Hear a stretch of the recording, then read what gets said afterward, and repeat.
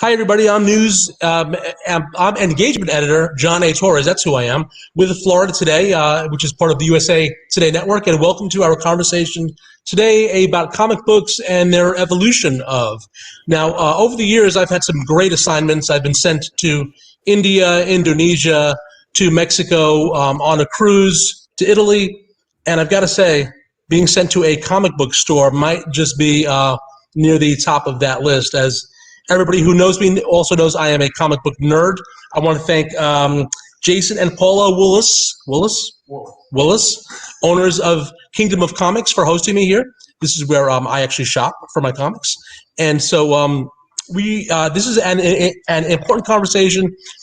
Just to start this off real quick, I wrote a column that's in the paper today and at floridatoday.com about the power of comic books, and I dug out of my little bins at home the comic book that really, which I reference in the column. This is Captain America and the Falcon 153, which was the first time that I ever noticed race being an issue in comic books and issues being talked about in that medium. I was about 7 years old when that book came out. Don't do the math. You don't want to know how old I am right now. But I would like to introduce my guests. We've got David Jones. He's the CEO of Diversity of Thought, creative producer for Lighthawk Studios, and creator of the social media show Geeking Out on a Tuesday. Hey, David. Hey, how you doing? Good, thanks. We're also joined by Thomas Carter Rochester, who's an actor and voice actor that produces and co-hosts the Lights, Thunder, and Action podcast, and Reckless Rebellion, a Star Wars podcast. And he also does a stand-in on all the Thor movies as Hemsworth, his double. Basically. I'm just kidding about that, but thank you, Thomas. And we're also joined by Emily Walker, who is a reporter at Florida Today, reporter extraordinaire, who wrote the story that I think it hit the print about 2 or 3 weeks ago. Is that right, Emily? That I think it was. And it kind of started this whole conversation. Anyway, Emily, talk to us a little bit about the assignment you had and the research that went into writing your story. Yeah. So basically, Jeff Gallup and I, who helped write the story, we came up with it because Superman's son, John Kent, DC Comics announced on National Coming Out Day in October that he was bisexual, and that would be in the upcoming issue of one of the Superman comics. And we kind of decided to take that and basically just look at how comic books and comic book media, so, Marvel and DC movies, TV shows, all these different facets that comic books have kind of influenced, how they've become more diverse, whether that be through, gender, sexuality, race, exploring other cultures, like with the Shang-Chi movie that just came out. So that's kind of what we did, and it became this really big story. And it was a ton of fun to write. I'm a huge Marvel fan, so I really enjoyed that part of it. And I would like to bring in David right now just to talk about the importance of recognizing the power in these comic books and the influence that they can have over our culture. Well, if you look at what great storytelling is, great storytelling in comic books, comic book shows, and movies is about getting as close to reality as possible, because that's how you connect with people. You try to create it in a world that's as similar as the world that we know, and it allows us to attach ourselves to it. So as you continue to expand the way the world continues to expand, and appreciate and accept people for their differences, and celebrate those differences, we should be able to see that in this universe as well. Because I think it would be bad storytelling to create an entire world and then say, but in this entire world, certain things don't exist. I talked to my father earlier today, and he said that he was extraordinarily, he remembers the moment where he saw the first Black Panther comic, and it meant so much to him because it was the first time he saw himself in this world that he loved. So Any chance we get people an opportunity to see themselves that way, we should take it. Great. And Thomas, would you like to add to that? I agree with everything that David just said. And it's also important to note that it's not just about race and diversity. There are social issues that are talked about in comics. When they decided to have Roy Harper, aka Speedy, who's the Green Arrow sidekick, become a drug addict, the comics code of ethics like lost their minds. But it was about, drugs are bad. Okay, we shouldn't have our kids have them, and that's kind of what superheroes are for. It's about the look at the dark parts of the world and try to make it better. And that's a great segue, Thomas. And we did not plan this, but I actually mentioned that in my column that's online right now from this morning's paper about social issues. I had mentioned the Green Lantern, Green Arrow issue that he was just talking about, and also the Iron Man, the really famous Iron Man cover where about Tony Stark being an alcoholic and his demons are really in a bottle, and that's his hardest fight, if you will. Emily, have you seen any sort of pushback to your article or to the idea of look, and I'll be honest, I'm not going to tell my dad Superman's son is bisexual because he's in his mid 80s and he's very old school, and I'm not sure what he would say. Probably wouldn't be appropriate for this broadcast. Have you had any sort of pushback, or have there been any comments on the website or anything? Or yeah, most of the comments we received were not great, and they were. I think what's frustrating about it is most of them were coming from a place where people were commenting saying, oh, well, introducing a character who's not straight, it's, they were equating him to being a pedophile, and also just equating it to sexualizing him. And what I found really frustrating with that was, first of all, LGBTQ people are not pedophiles any more than straight people are. But also, we have all these straight characters and in children's media. Like we have Disney characters, like Disney princess movies that are all about people falling in love. And no one bats an eye at that, and no one goes, oh, this is sexualized. This is too much for children. But when a character is mentioned to be bisexual, gay, maybe trans, and maybe they don't even have a love interest. Maybe that's just part of their character and it's just briefly mentioned. Or maybe they do have a love interest. Everybody makes it all about sex. And it's like being gay, being trans, being bisexual is not inherently sexual. It's just a part of their character. Does that kind of make sense? Yeah, absolutely. And what people also need to understand is that these comic books don't have any sexual scenes in them. We're not seeing either romantic, like straight sex, romantic gay sex, or bisexual sex. We are not seeing sex. We're just seeing heroes in action, hopefully.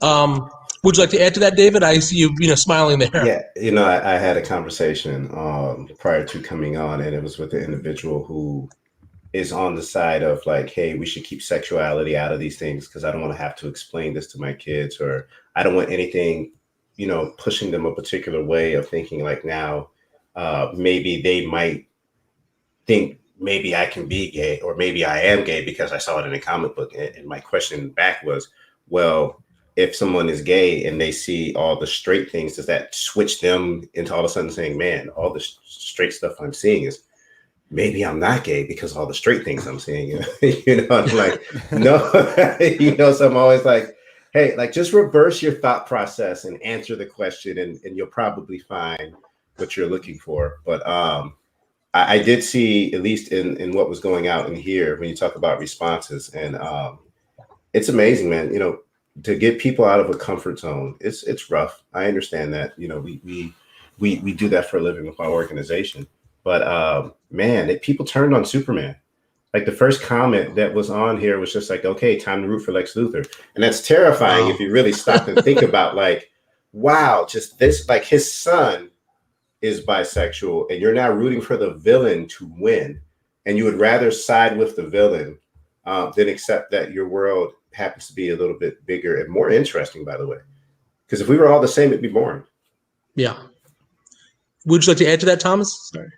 No, actually, that's it. If we were all the same, the world would be boring. Like, Yeah. And you know, you just reminded me of a great column that I read a long time ago, David. It was a tongue-in-cheek column that was written by Larry David, and it was about why he would never go see Brokeback Mountain, because he loves cowboys so much that he was afraid that he would turn gay, basically. And you know, obviously he was joking, but you know, but you know, to your point, nobody's going to open up a comic book and say, "Oh, Superman's son is bisexual. I think I will become bisexual as well." Thomas, could you talk about some other instances where the comic book industry perhaps has tried to push the envelope or to make us think a little bit more about issues that are going on right now? That is a wonderful question. You know, sorry, I didn't mean to put you on the spot. Oh, that's fine. You know, I look at 9/11 at the same time, and it was, you know, it was all about healing and inclusivity about America at that time. You know, you had Captain America out there with the firefighters in almost every comic. You had X-Men there.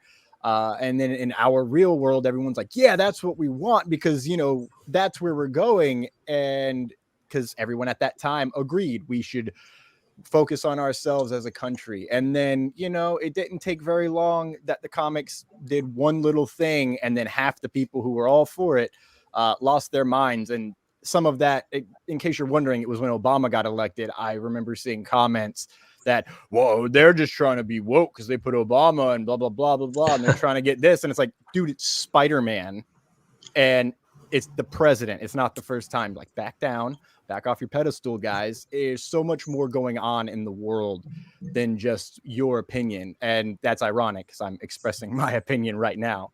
I think that it's also kind of moved into the movies as well with Eternals. There's the review bombing of people going on IMDb before the movie had even come out and just talking crap about how it's terrible, it's woke, it's pushing diversity, representation.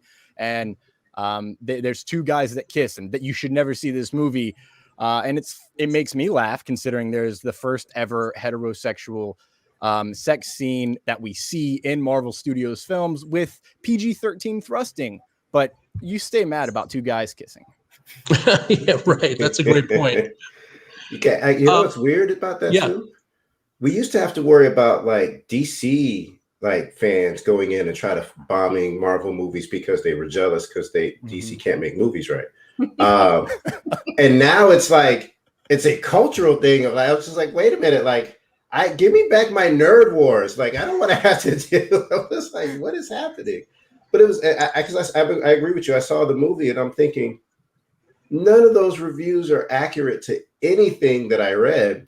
And I started getting used to that from, again, like that DC versus Marvel. But when you dig deeper into it, the sad part is that it's now being fueled by hate of difference.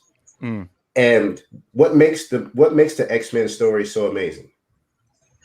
It's the difference and the fact that they are so unique and different and trying to figure out a way to survive as being different. And how do we be a part of that world? Or if you're on the Magneto side, like, how do you say, hey, man, screw that world that's never going to accept you? And people fall in love with it. And you put it into the real world scenario and it's like, hell no. And you're like, I don't get it. You can read the story and think it's amazing and know that that's what makes it interesting. And yet in the real reality of it, twist it and say, no, but we don't want that for real. That part it's always interesting to me. Emily, do you think that all this is such major news right now because it's the first major character? I mean, we've had other gay or bisexual comic book characters before, like John Constantine is bisexual, I guess. Iceman from the X-Men is gay. North Star, and I think recently Harley Quinn is actually married to, like Poison Ivy. Yeah. But we're talking about Superman, right? An American icon, a world icon. Is that why we are seeing all this? Good question. I don't really know. I think it's Superman's son. It's not Clark Kent. It's John Kent. So John Kent. I think part of it is, and this was brought up in the article, is people don't read past. They see Superman and they think Clark Kent and they get really mad. And they don't read. No, it's Superman's son. Different character. And I don't know. I think people just kind of look for whatever is most current and they get mad at it. Because I mean, we only just had Robin, Batman's sidekick, come out in, I think it was August. And Loki came out in June in the Marvel TV show for Loki. So I mean, I think a lot of it is just what's most current. I think there was backlash on those things. I think maybe with like Loki, maybe it was smaller because not everybody has a Disney Plus subscription. I don't know. Maybe with Robin, like he's a sidekick. Whereas Superman, like, yeah, it's his son, but people are looking at him and not reading the whole thing. I don't know. It could be a lot of different things. And with Loki, we're talking about something entirely. I mean, he actually fell in love with himself, right? With his variant or whatever. So that's some other level there. Yeah, I see you laughing, Thomas. Do you want to add to this? Oh, yeah, I'm sorry. I mean, go ahead. Sorry, I was just gonna say I have feelings about that representation, but that's another. No, go ahead. I was like, what's that representation title? Because I was like, that's a little. I was like, that's so different. Yeah, so he was confirmed bisexual and kind of gender fluid. But instead of like actually giving him a love interest, they just gave him another variant of himself. To be fair, he was always in love with himself. That is just true. now has manifested as somebody that he can hold. So I was like, like at first I was like, actually, this makes sense. Like, yeah, so it does make sense for the character. It's very weird if you're like, this is representation. It's like, is it? But like for the character, it's like, yeah, I guess that kind of makes sense. Yeah. Well, I love alligator Loki the best, so I don't know, whatever. I'm not sure, but Thomas, were you going to add in something there a moment ago? I saw you. You know, when it comes to the Loki of it all, a lot of people, when that came out, they're like, "Oh, why did they make Loki bisexual? Oh, he's had sex with men and women. That's crazy." And it's a literal line it's a line of dialogue that, if you're not paying attention, could be considered a throwaway line. And then, there's a lot of people who are like, my Loki was never this, my Loki was never that. And I want to say, hey, go look into Norse mythology, because it wasn't just people he was trying to get inside of. He has an entire lineage of children that are beast children, including Fenris, the wolf. Yeah, there's a lot more hedonism in the Loki mythology than you will ever get in comics and Marvel Studios. Now, I will open this up to whoever. Yeah, I'm not going to touch that one with the wolf and stuff. And that's for some other show that's going to air a lot later than ours will. Oh, yeah. But whoever wants to answer this one, what issues or subjects would you like to see addressed in the future in comic books? That was a good question, huh? Look at that. So I would say this. I think, and not necessarily as much in comic books, but like even more in the comic books, either one of the shows or the movies, it would be interesting to see them address something that just happened with us with the attack on our Capitol. And then what would that look like in a storyline, is like particularly with DC, with like a Superman, or even the entire Justice League. So I would like that would be cool to see manifest itself, but I'd rather probably watch it than read it. Like I'd want to see it show up on a screen somewhere. Gotcha. And Thomas, any issues you would like to say, or? Yeah, I think that they've done it little bits here and there, and it's really about the mental health of it all. Especially in the movies, we've got Spider-Man Far From Home kind of touches on the PTSD. Iron Man 3 kind of touches on the PTSD. I think that PTSD and dealing with your mental health issues, whatever it may be, OCD or little things like you're just a little depressed on some days, and going through therapy and what that's actually like. That's something that a lot of people, I don't think, see. And it'd be nice to see that therapy side of things. Falcon and the Winter Soldier did it with Bucky Barnes. He was in therapy, and I think that's the only actual therapy we've seen in the MCU. And it would be great to watch a lot more of that, because there are so many people struggling, especially after COVID and being locked at home for a while. And it's honestly, it's something that is not talked about enough, just in the same way that I don't think diversity and sexual orientation is talked about enough, because clearly there are some people who still take offense that it's like that in the world and it's not about them. That's a great point. I would love to see some more mental health issues covered. Like I'm surprised that Marvel really didn't capitalize on Wanda Maximoff losing her brother, right? And she never really, had therapy for that or, whatever. And the only person we ever kind of really see, I think, and if I'm wrong, just shout, is, Bruce Banner is always kind of brooding and upset because of, what he's done. But I'm not sure that I would call that mental illness. Steve Rogers and Captain America Winter Soldier, they had the group meeting, and then that's how he meets Falcon. Yeah. And then also in Endgame, where they're having, because you have, and I appreciated that about Endgame. I agree with you. It was like, hey, everybody just, they lost somebody. And when you hear, it was one of the Russo brothers playing a openly gay person in the Marvel Cinematic Universe, as he's talking about going on a date, he met another man because he lost his husband in a snap. And it was, to me, that moment was somewhat powerful, because you saw the vulnerability and the mental anguish and pain and sorrow of what it would be like to be chilling next to somebody and then they turn to dust. So I'm with you. Like, I'm so glad they actually approached it, because if not, it would feel weird. And also, Young Justice season 1 addresses it, and yes, in an amazing way, where I was like, wow, we're watching a cartoon where they're doing therapy. Oh wow, I'm gonna have to check that one out. Huh. Okay. What station is that on? HBO Max. Oh, okay. Young Justice. Yes. The Okay. first 3 seasons are really good. This new season is a mystery. Yeah. Look, and even as a kid, and I'm older than all of you guys, I guess, because all of my comics are from the 70s, but I used to love the real stories more than the intergalactic, battles or saving some universe.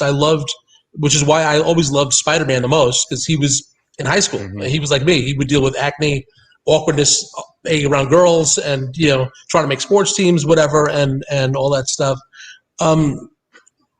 How important is it for comic books? Like, should comic books mirror reality, or are they an escape for us? Anybody? I think you can have a mix of both. I feel like the most recent really good example of that is Falcon and the Winter Soldier. Just because, they were dealing with stuff that was fictional, but they still brought up, issues of race that, I personally was really surprised Marvel went there, because at least in the cinematic universe, they really hadn't gone there before. So I was really excited to finally see them actually talk about race as an issue, and that racism exists.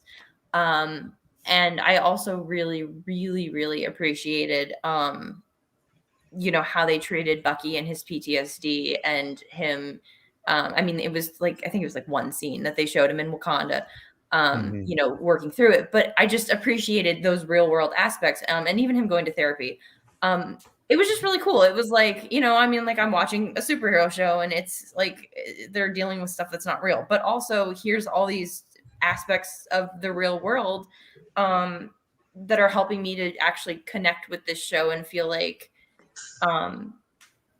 just a deeper connection to it and an emotional connection, because I don't think I would have had that to that show if it hadn't have had those things. And I think a lot of other shows and movies and comics would benefit and would give people a much deeper emotional connection if they would incorporate those things. Anybody else want to chime in on that, or you don't have to? I agree. Well, I predict that nobody is going to care next year that John Kent is bisexual. Sergeant Fury, Nick Fury, was white in the comic books, right? Yes. Samuel L. Jackson plays him in the movies. Who cares, right? I mean, nobody's blinking an eye. You might have had some people early on say something, or some whatever. But to be fair, it's Samuel L. Jackson. So, that is true. That's true. Who is going to say something to him, right? Not me. But what you are saying, though, I will say this. And that's it's a what if scenario.